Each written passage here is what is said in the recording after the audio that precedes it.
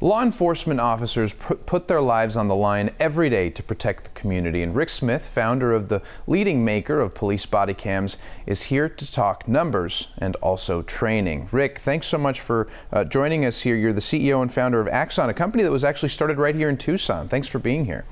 Yep, we started in a garage down in Tucson 25 years ago. Well, it's incredible how things develop. So let's talk some serious numbers here. What's the current state of police and community relations here in our country? Well, it's been pretty rough the past several years. We all remember, Ferguson, Missouri, and a lot of the protests afterwards. I would tell you that it's trending in a better direction, though. Over 70% of the big cities are now have their officers wearing body cameras, which is really decreasing complaints against police when people can see the challenges that they're dealing with. But there's still a lot of room for improvement, and that's why we conducted a survey over the past couple of months to find out what are the current challenges and how can we make it better. So what are some of the results that really stood out to you?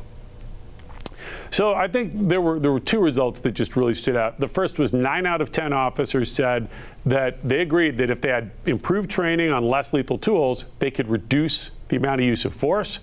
And a little over half of them said that they felt they really needed better training on how to deal with and de-escalate critical situations, particularly ones that are involving people that might be in a mental health crisis of some type. Right, and of course de-escalation is something, like you were mentioning, they find really important. What are some, why should that be an important element of training?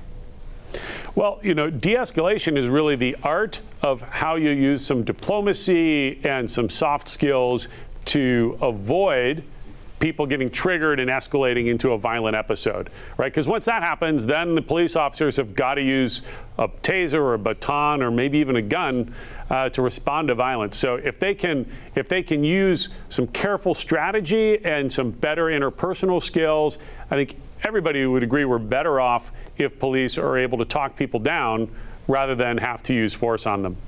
And from what I can tell, what's on the table to your left there is that really leveraging technology is what's going to make the difference here, right? Talk about some of the training that can make de-escalation a practice in everyday life. Yep, well, technology is not always a panacea, but it sure can help. So yeah, this is an Oculus Go headset. It's a virtual reality headset. They're only about $200. A lot of people are getting them for their kids for the holidays, for video games and other things. But we saw an opportunity to take this technology and use it for police training.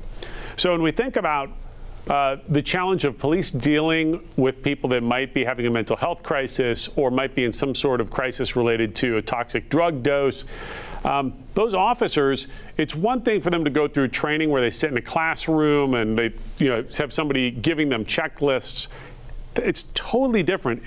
What if we could transport them into a real life scenario where they can see and hear what these scenarios might be like, not only from the officer's perspective, but what if we could put them into the shoes of a person who's in a crisis and let them see from that perspective what it's like when the cops show up and what it's like when the lights and sirens come on and there might be a weapon being pointed at you, etc. And the main point is to create empathy so that these officers can begin to understand a bit, and when they see the signs in the field, they're going to remember back to their training, oh yeah, I remember what it was like for me. Maybe now's a time where I can slow things down a little bit, maybe put the flashlight away instead of shining it at the individual, or avoid pointing a weapon at them, and maybe change my tone of voice from a strong command voice to one where I'm reaching out, hey, do you need some help, buddy? What can I do to help? And we just think it's going to be a far more immersive and impactful training, and ultimately empathy could be a police officer's greatest weapon, because if they can connect with somebody, that's the best chance of avoiding that person spinning out of control. Yeah, that is amazing. I mean, just mentioning the tone of voice, just those subtle changes, what a difference they can make. And this training really is futuristic. So thanks so much for the great information, and thanks for joining me. All right, thank you, and stay strong, Tucson. Thank you so much. Stay where you are. We'll be right back.